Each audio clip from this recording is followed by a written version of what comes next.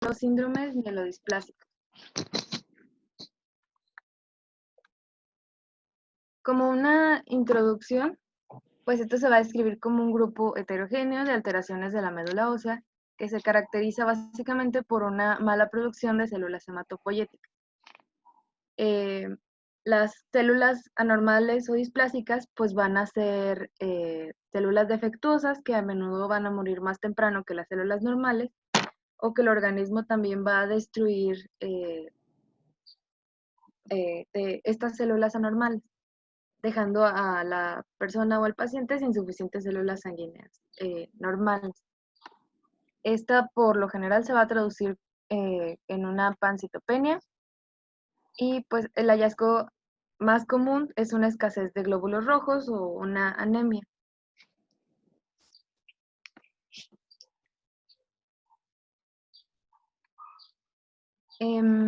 También con anterioridad se conocía este padecimiento con el término de anemia resistente, ya que con tratamiento de vitaminas o hierro pues no funcionaba, era inútil y solo se les ofrecía el tratamiento de mantenimiento con transfusiones.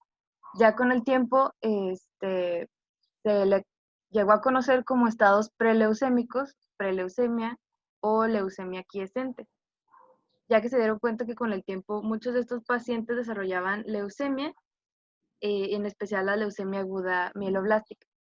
Lo presentaría 1 de 3 pacientes, y pues ahora se le consideraba como una enfermedad de bajo potencial maligno, ya que no absolutamente todos los pacientes llegaban a presentar leucemia, pero sí una fuente mencionaba que ya se le consideraba como un tipo de cáncer.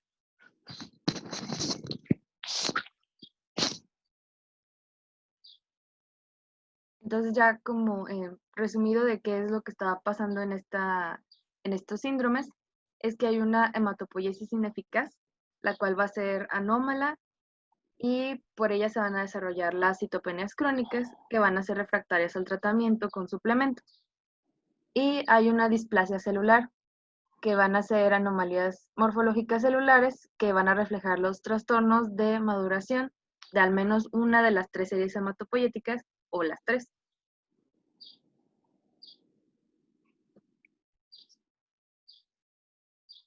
En cuanto a su clasificación, mencionaba que existía la de la franco-américo-británica, la cual la divide como en 4 o 5, ¿no? La primera es la anemia refractaria simple, que va a ser una alteración en la biosíntesis de grupo hemo, y los blastos van a ser normales. Entonces esta va a ser como que la de mejor pronóstico. También está la anemia refractaria con sideroblastos en anillo. Los sideroblastos eran los eritroblastos con mitocondrias aumentadas de tamaño, llenas de hierro, que van a estar perinucleares. Ahorita vemos una foto. Y pues en esta va a haber citopenia refractaria con displasia de una sola línea celular, y este también va a ser benigno.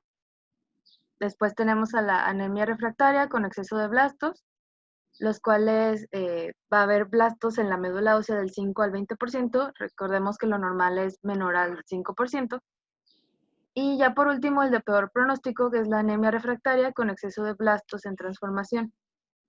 En esta los blastos medulares van a estar del 5 al 20%.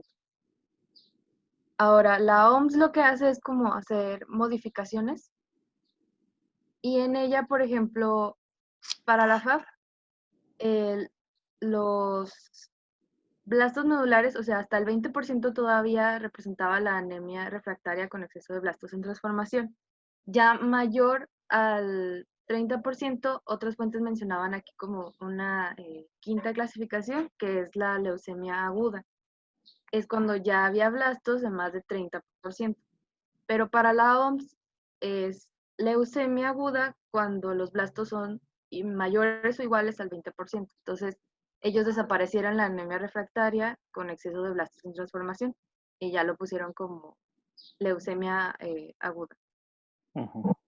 Y mencionan que pues ellos pusieron como una entidad nueva, que es el síndrome de 5Q, que es de buen pronóstico.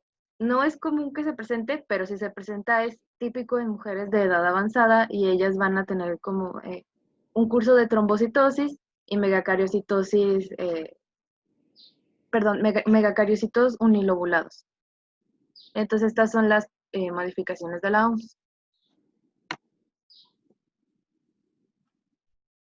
Y estos son los sideroblastos en anillo que les mencionaba. ¿Sí? Así es. Muy bien. Bueno, en cuanto a su epidemiología, se trata de procesos que son más frecuentes en edades avanzadas. Mencionaba de 5 a 50 años, y pues más, la mediana es como de 60, 65 años. Otros sí mencionaban que que se presentaba más entre las personas de 70 años. Y si es que se llegaba a presentar en el niño, lo cual es muy raro, la mediana de edad es de 6 años. Y tiene un ligero predominio en los varones.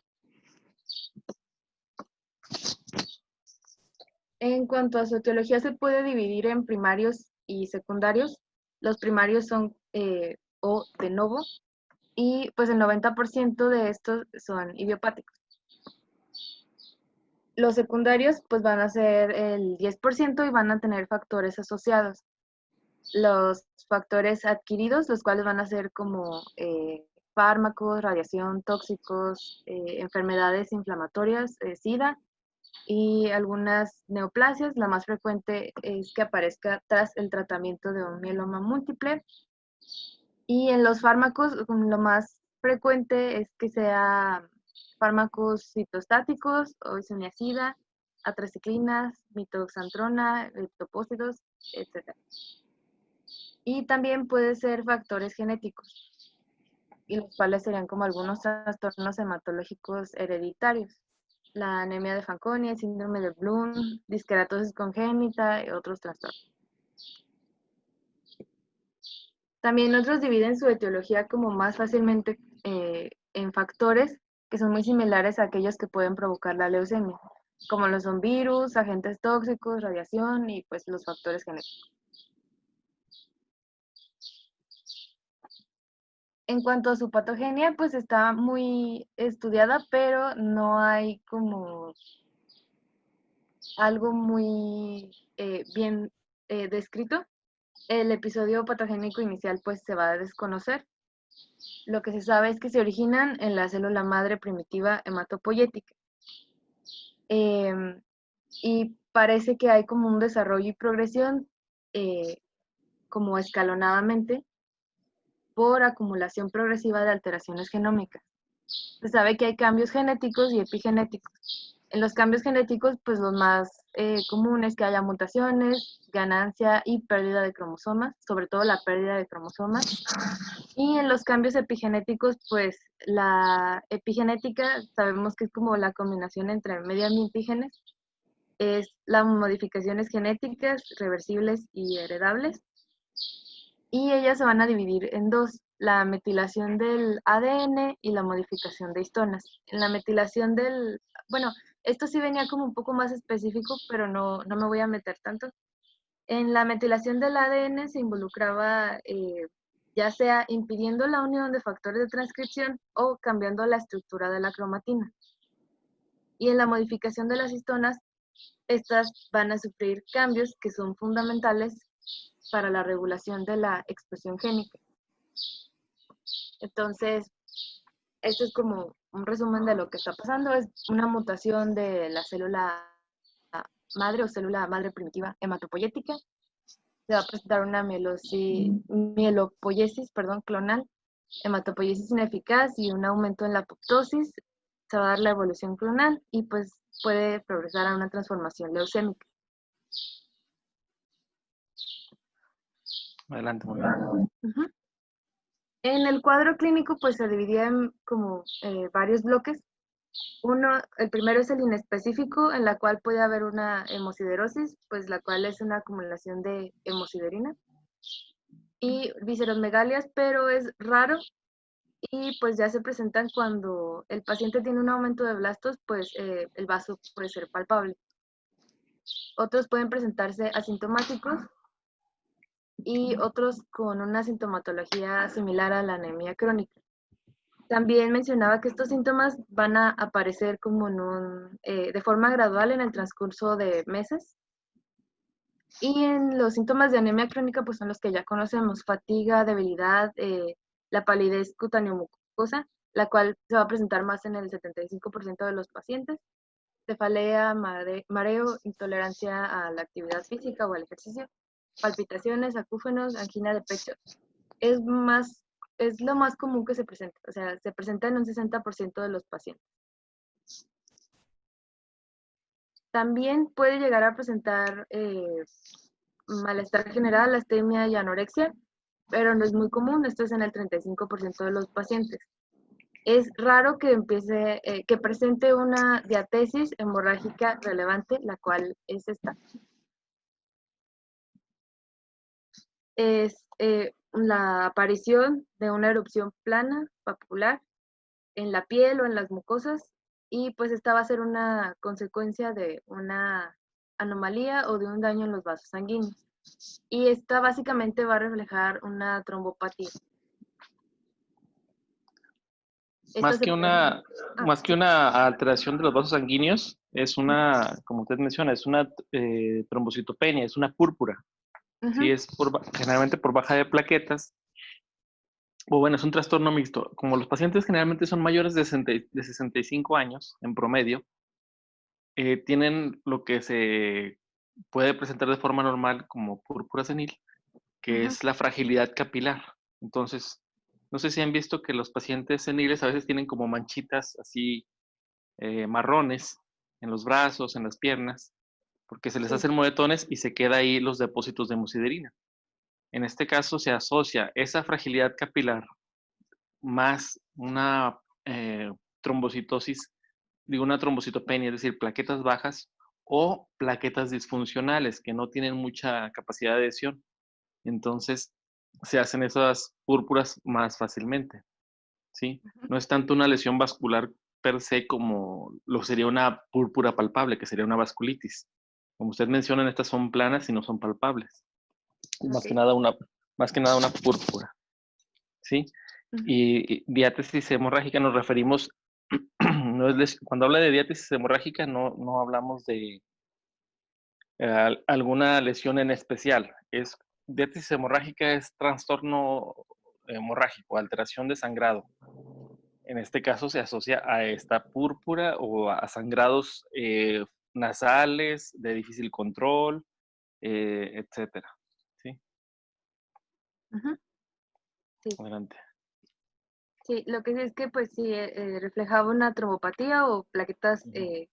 deficientes. Exacto. Está en el 20%. Y también pueden llegar a presentarse como infecciones recurrentes. Y esto es frecuente y esto pues va a ser derivado de la leucopenia y este va a tener un alto índice de mortalidad. Sí, aunque como se mencionó, las característicamente son anemia, la serie roja, la que se afecta principalmente, Sí. en la que está enferma en sí es la médula ósea, o sea, propiamente el nicho hematológico es el que está enfermo, ¿sí? Debido, ya como lo explicó, es decir, una célula normal que va progresando sin llegar a progresar con tantas anomalías para hacer una leucemia, pero hay que recordar que el hecho de que una célula se desarrolle de forma normal va a permitir la interacción con las otras series para que también se desarrollen de forma normal, ¿sí? Por la producción de interleucinas, de productos de degradación de cada célula, etcétera, etcétera, ¿sí? Dicho de una forma muy simplista, es como cuando uno dice, va, una manzana podrida echa a perder a todas las demás, ¿sí? Ujú. Entonces, aquí es lo mismo, o sea, en el sentido de que si una serie está afectada, genera ciertas alteraciones, termina en cierta medida afectando a otras, ¿sí? Porque la misma serie roja que fue dañada, pues las otras, las otras series también recibieron seguramente ese mismo daño que recibió la serie roja, ¿sí?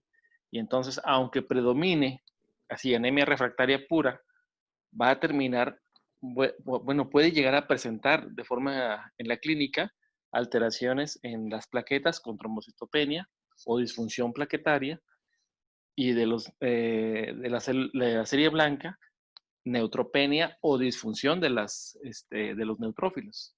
¿Sí? Adelante. Ujú.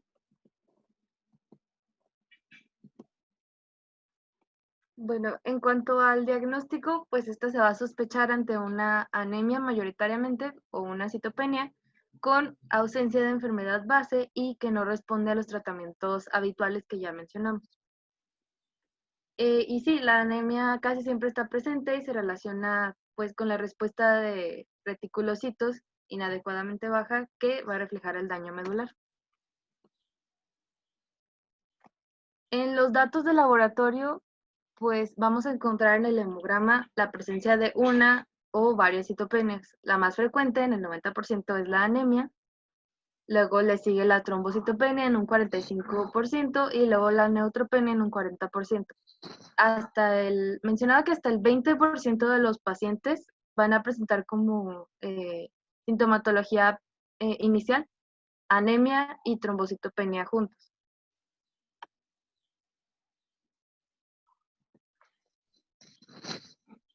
En los hallazgos citológicos los dividen en sangre periférica y médula ósea. Entonces aquí en sangre periférica vamos a encontrar pues en la serie roja una anemia, puede ser macrocítica o normocítica, pero es 90% macrocítica y normocrómica. Y si hay sideroblastos en anillo, es posible que sea normocítica e hipocrómica. También los reticulocitos pues van a estar o normales o disminuidos, pero pues normalmente van a ser bajos para el grado de anemia que hay. Y también morfológicamente pues pueden observarse alteraciones en el tamaño y en la forma de los hematíes. Puede presentarse ovalomacrocitosis, poiquilocitosis, anisocitosis, etc. Lo Sí, más común sí. Sí, lo más común es que se vean macroovalocitos y Sí. lo que menciona, la anomalía de Pseudopelger-Wett, que son poco lobulados los neutrófilos. Uh-huh. Sí, es lo que iba a mencionar, lo de lo ovalomacrocitosis. Pero puede presentarse cualquier otra, o sea, dacrocitos, elictocitos, etc. En la serie blanca es común, bueno, más o menos encontrar leucopenia, aunque una leucopenia aislada, pues es muy, muy extraña o no se presenta, y pues va a formar casi siempre parte del cuadro de pancitopenia. Y también aquí puede haber alteraciones en la morfología de los eritrocitos, cuales pueden estar hipogranulares, como ya lo mencionó, y déficit enzimático. Si llega a haber una leucocitosis, pues ya sería un indicativo de una leucemia. Entonces, lo normal es que sea leucopenia o normal. Y ya en la serie plaquetaria encontramos trombocitopenia y también puede haber anomalías morfológicas y funcionales. Podemos encontrar macroplaquetas o microplaquetas o anisotrombia.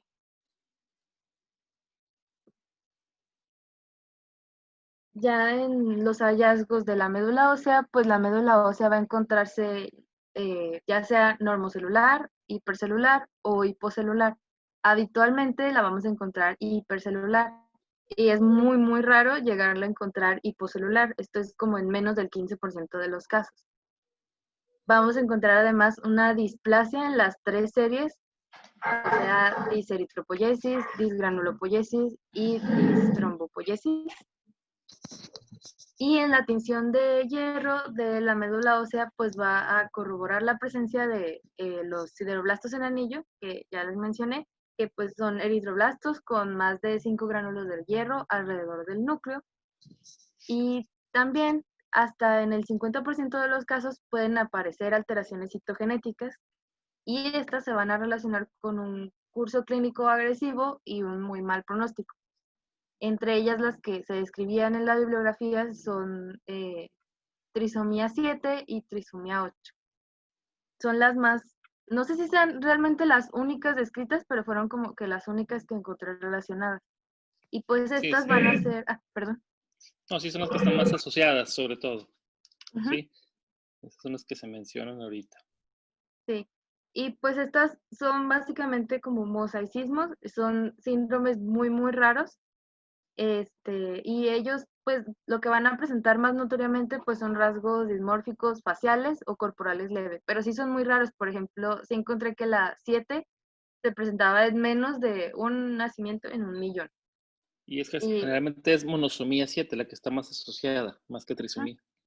Sí, sí, o de lesión del brazo, bueno, el 7Q, brazo largo, ujú, en el cromosoma 7, y la que ya usted había mencionado, en lo que hace diferencia la clasificación de la OMS. ¿Cuál era? el síndrome de 5Q. Exactamente. Ujú, Sí, esas son las que más se asocian. Entonces sería el 5Q, la de lesión de 7Q, monosomía 7 y la trisomía 8. Y de lesión también creo que también es del 8Q. ok, muy bien. Y ya este es como un resumen, es todo lo que les mencioné. En cuanto al pronóstico, se los pongo antes porque pues va a estar relacionado con el tratamiento. Está esta tabla que pues es como una puntuación, básicamente, en la cual se van a ir calificando conforme a los demás. eh, bueno, sí, si hay blastos en la médula ósea, el porcentaje que hay, si el cariotipo es normal o es complejo o tiene una de los trastornos que ya hablamos, síndromes, perdón, y el número de citopenias presentes. Entonces hay una puntuación del 1 al 2.5. El riesgo bajo, o como el paciente normal, pues van a ser 0 puntos. El riesgo intermedio lo divide en dos, el riesgo intermedio 1 y el riesgo intermedio 2. El intermedio 1, pues es de 0.5 a 1 punto, el intermedio 2 de 1.5 a 2 puntos, y ya alto, pues sería mayor o igual a 2.5. Es el IPPS, ¿verdad? Ujú, sí. IPSS, perdón. Ujú, Bueno, y la utilidad de esta es, por ejemplo, lo que menciona, el riesgo, no solamente de la supervivencia, sino también el riesgo de progresión a leucemia. Sí, sí. entre más alto, menor es supervivencia y más riesgo de desarrollar, de progresar a una leucemia. Sí, y pues como el factor más importante pues son el porcentaje de blastos en la médula ósea. Así es. Ujú. Bueno, en cuanto al tratamiento, pues ningún tratamiento a día de hoy es como satisfactorio, solo hay como ensayos clínicos y recomendar al paciente pues que inicie uno de estos ensayos clínicos es la decisión más acertada. Pero si hay uno que es como bueno, es el único tratamiento que funciona, es el trasplante de progenitores hematopoyéticos. Y ahorita vamos a hablar de él. En el tratamiento lo divides si es un síndrome mielodisplásico de bajo riesgo o de alto riesgo. En el de bajo riesgo, pues lo que recomiendan es el soporte transfuncional, hematíes y plaquetas. También es como novedoso un fármaco, que son fármacos quelantes, y es para la quelación del hierro. Estos quelantes pues van a unirse con alta afinidad al hierro y pues va a promover su perdón, excreción, principalmente por las heces. Y Sí, bueno, esto es más que nada porque no es tanto que sea un tratamiento específico para la médula ósea. no, no, Influye porque como usted está dando, de por sí, como usted mencionó, en la mayoría de los casos se puede encontrar sideroblastos en anillo. Quiere decir que el hierro se está acumulando de forma normal. Eso, ¿cómo le mencionó? ¿Cómo se llama? El depósito normal de hierro en los tejidos.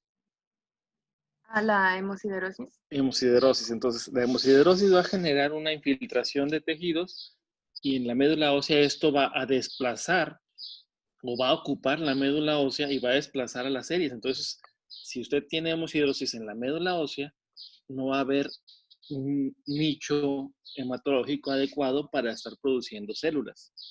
Entonces, si eso pasa normalmente porque normalmente, si eso pasa en la evolución de un síndrome mielodisplásico por la acumulación de hierro, ahora imagínese si usted le tiene que estar transfundiendo hierro, ¿sí? Y habíamos mencionado cuando vimos lo de anemias al inicio, que por cada paquete globular se pueden aportar hasta 200 miligramos de hierro que van directamente a la sangre, o sea, no los absorbe el intestino, o sea, están en la sangre. Entonces, eso se puede depositar. Entonces, se va a depositar en médula ósea, se va a depositar en hígado, se va a depositar en corazón, en otros tejidos, y eso, el objetivo, a fin de cuentas, del tratamiento es mejorar la calidad de vida del paciente y prolongarle la vida. Entonces, cuando yo transfundo demasiado a un paciente, yo mismo puedo causarle más deterioro por infiltración de la médula ósea por hemosiderosis. O si el paciente es senil y es cardiópata, tiene insuficiencia cardíaca, pues yo depositar hierro en el corazón y disminuir la capacidad contráctil del corazón. Entonces, para eso se usa los quelantes del hierro, la deferoxamina, ¿sí? ¿Para qué? Para disminuir, para que no haya tanta absorción de hierro, ¿sí? Y el paciente pueda pues, tener número uno, una menor depósito de hierro en la misma médula ósea que impida su actividad de producción y disminuir el depósito en otros tejidos que disminuye la calidad de vida del paciente también. O sea, no es un tratamiento específico para el síndrome como tal. No, era para evitar básicamente la sobrecarga debido al número de transfusiones que deben realizarse estos pacientes. Sí. Bien, adelante. Otros recomendados también sería la administración de agentes estimulantes, ya sea el factor estimulante de crecimiento de colonias granulocíticas, granulomonocíticas y también eritropoyetina. Estos se van a administrar como medicamento de forma intravenosa o subcutánea y pues que van a hacer básicamente van a estimular la producción de leucocitos y eritrocitos. También hay el ensayo lleva fármacos que raras veces dan respuesta, pero pues como podrían dar respuesta, se utilizan, los cuales son la globulina antitimocítica, los andrógenos, esteroides y la ciclosporina A. Y también a veces se administra vitamina C, que también en casos muy, muy raros da respuesta positiva. Y esta va a funcionar más que nada en los casos como más leves. ¿Vitamina C o B6? Perdón, dígase. Sí. Vitamina B6, perdón. Sí, acuérdese, la vitamina B6 es la piridoxina y es cofactor para la síntesis de hemoglobina. Y esta es como que la que un poco más funcionaba, pero de todos modos, o sea, era muy raro que diera respuesta. Sí. Sí, de hecho siempre les damos el complejo B, les damos ácido fólico, o sea, todos los hematínicos. Se usa el danazol como andrógeno y pues la prednisona. Pero pues realmente se ha llegado a usar, no sé si al rato menciona, talidomida y lenalidomida, ¿sí? Que Sí, son inmunomoduladores. Sí. Ah, ok. Eso sí no los vi en ninguna bibliografía. Sí, apenas andan, bueno, se han estado usando desde ese tiempo, pero no se ha visto mucha respuesta. Adelante. Sí. Y también, bueno, ya en los de alto riesgo, pues el único tratamiento que funciona o que llega a funcionar, pues es el trasplante de progenitores hematopoyéticos, el cual involucra como grandes riesgos y no se recomienda para pacientes de 60 o más años. Entonces, como este padecimiento pues se va a presentar más en personas de edad avanzada, pues unas bibliografías mencionaban de que no, pues ya no se hace y no se recomienda, y otros mencionaban que tenían que ver como que bien el estado basal del paciente, o sea, sí tiene 60 años o un poquito más, pero de acuerdo a su sexo, al tipo de síndrome mielodisplásico que tiene, o pues sí, de acuerdo a todo su estado basal, pues se ve si se hace la posibilidad de realizarse el trasplante o no. Sí, hay que tener en cuenta, o sea, como lo explica, doctora, el hecho es, así por así decirlo, tratamiento, ideal para síndrome hemodisplásico de alto riesgo, el trasplante de células hematopoyéticas. Ahora, ¿mi paciente lo aguanta? Sí. Eso es lo que se debe de preguntar. Como la mayoría, le digo, en general son mayores de 60 años, digo, la media es de 65, la mayoría son de 60 años. Pacientes tienen diabetes, hipertensión, daño renal, insuficiencia cardíaca, EPOC.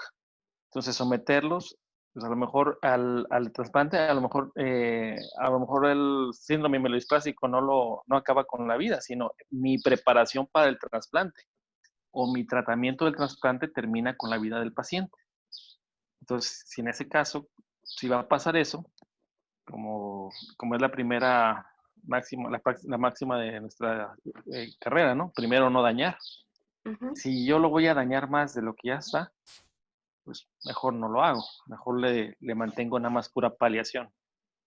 Por eso ujú, se dice que si un menor de 60 años, pues es mucho más probable que lo vaya a tolerar. sí. Adelante.